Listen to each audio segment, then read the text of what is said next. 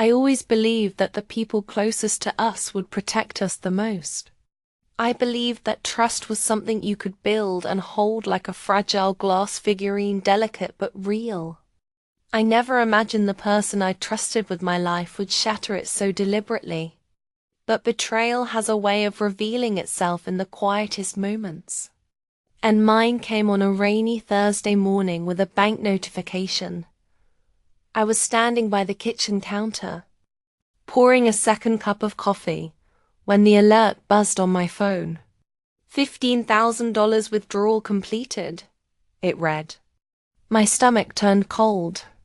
That money was supposed to be safe. It was our daughter Emma's college fund, carefully built over the years from birthday gifts, part of my inheritance, and a little scraped away from every paycheck. I'd locked it in a high-interest account with a simple rule. No one touched it. I called the bank immediately, thinking there must be some mistake. But the representative on the other end calmly told me it wasn't fraud. Mrs. Jensen, the withdrawal was authorized by Mr. Jensen. He's a joint account holder. I stood frozen. My husband, Daniel. By the time he walked through the door that evening, umbrella dripping rainwater, I was shaking with a mix of fury and disbelief. I didn't scream at first. I asked almost gently, Daniel, why did you take the college fund? His face went pale, then flushed. He stammered something about needing it temporarily for a business opportunity, but I could see through him like cellophane. Daniel was a decent salesman but a terrible liar. His pupils dilated, his throat bobbed nervously, and his hands fidgeted with his jacket zipper. I didn't press him further that night. Not because I believed him, but because Emma was upstairs doing homework, and I refused to let my daughter hear her world unravel before bedtime. I sat at the table long after he went to bed, listening to the rain and the distant hum of cars. Something inside me shifted that night, not quite broken yet, but cracking. The next day, I hired a private investigator. It wasn't impulsive. It was survival. I'd suspected things for months, late nights at the office, unexplained charges, his sudden obsession with cologne he'd never cared about before. The results came back in 3 days. Photos of Daniel at a hotel, arm around a woman who wasn't me, a blonde in a red coat, laughing like she'd never had to pay a mortgage. But what gutted me most wasn't the affair itself. It was discovering that the business opportunity he mentioned was actually a trip. A week-long romantic getaway to Paris, all paid for with my daughter's future. The night I confronted him was not quiet. You took Emma's college fund for a fling. I screamed. You betrayed her future for your affair. Daniel slammed his hands on the table. It's my money too. He barked back. I'll pay it back. When? Between your romantic dinners and champagne. His jaw clenched. You're being dramatic. I wanted to tear something apart. I wanted to scream until the walls cracked. But Emma was in her room, and all I could think about was how I would protect her. I couldn't let him ruin her future because of his selfishness. I told him we were done sharing finances.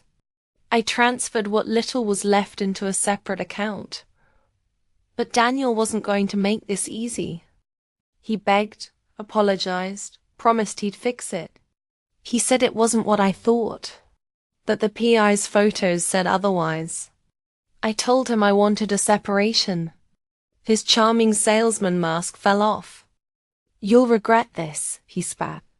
You'll ruin this family. What he didn't know was that Emma was smarter than both of us. She had always been clever in ways I underestimated. She was 12, but her mind worked like an intricate puzzle, calm, methodical, precise. She didn't say much when she overheard our muffled arguments. She just watched and listened. One evening, about a week after the explosion, I found Emma sitting cross-legged on her bed, laptop open, eyes narrowed in concentration. "What are you doing, sweetheart?" I asked gently. She looked up with the seriousness of someone far older. "I'm going to fix what Dad broke." I thought it was just a child's instinct to fix their parents' fights. But Emma wasn't imagining. She showed me something that made my jaw drop. She'd been quietly keeping track of all Daniel's online behavior. His reused passwords, the emails that popped up on the shared iPad, the receipts he didn't bother to delete. She wasn't snooping. She was observing. And what she found was that Daniel had created a secret online account linked to the remaining investments, trying to liquidate more assets. Double quotes. "Emma, honey, this isn't something you should be dealing with," I said, heart twisting. She looked at me calmly. "If I don't, who will?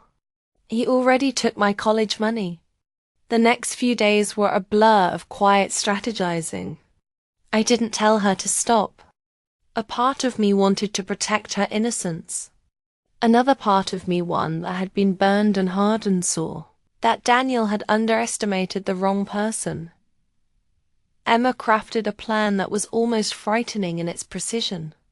She knew Daniel's recovery question for his investment account, his favorite sports team, and she used the iPad's saved autofill to reset his password.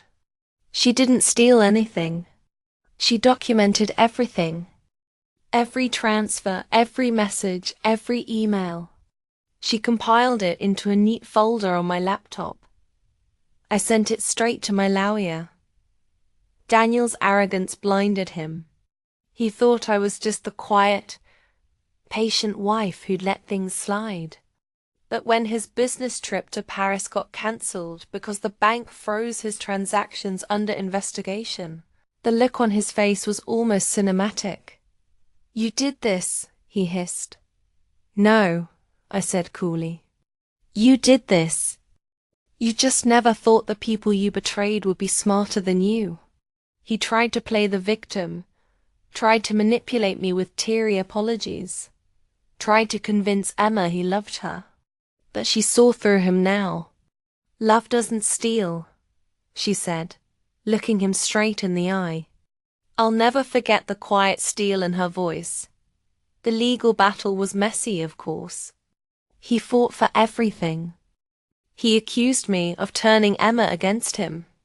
But every time his lawyer brought up financial stability, I had the evidence.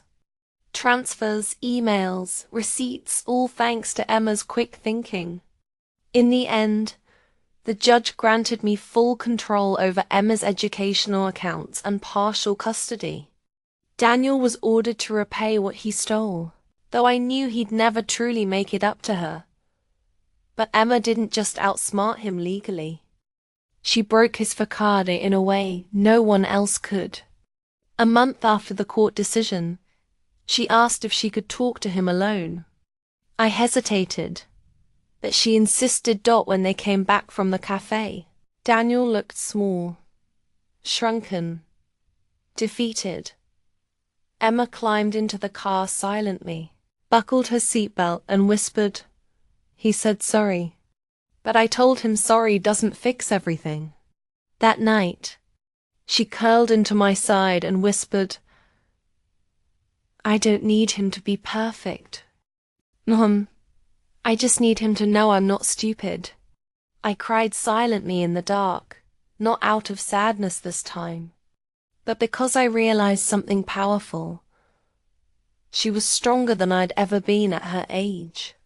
She had turned her father's betrayal into her armor, not her wound. Months passed. Daniel moved in with the woman from the photographs.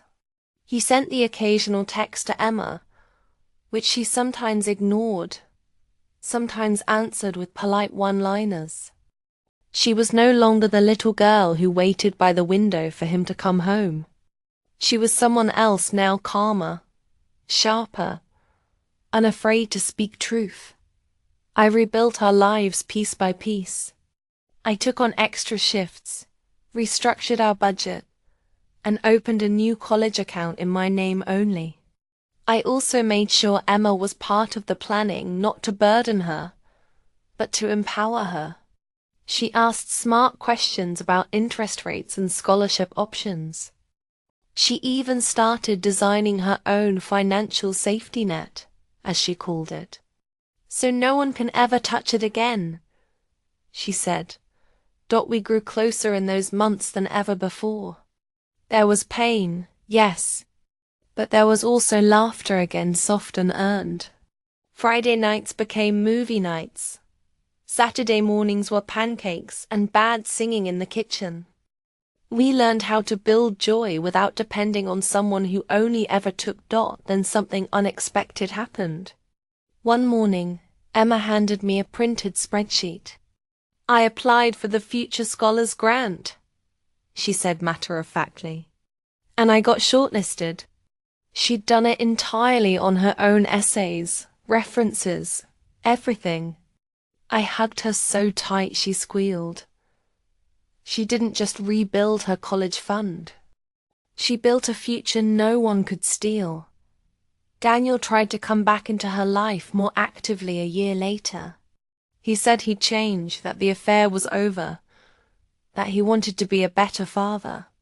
I didn't stand in the way, but Emma met him with boundaries he couldn't manipulate. She no longer needed his approval. He came to her piano recital one evening and stood at the back, awkward and alone. When she saw him, she didn't run into his arms. She gave him a polite nod. That's when I saw it clearly. The power he once held over our family was gone. Years from now, Emma might tell this story differently. Maybe she'll talk about how her dad betrayed her trust. Maybe she'll focus on how she and her mom fought back. Maybe she'll laugh about how she hacked into his account like some kind of tiny vigilante. But what I'll always remember is that night in her bedroom when she said, "I'm going to fix what Dad broke." Because she did. She outsmarted him. She protected her future when the adult who should have done it failed her. She turned betrayal into power.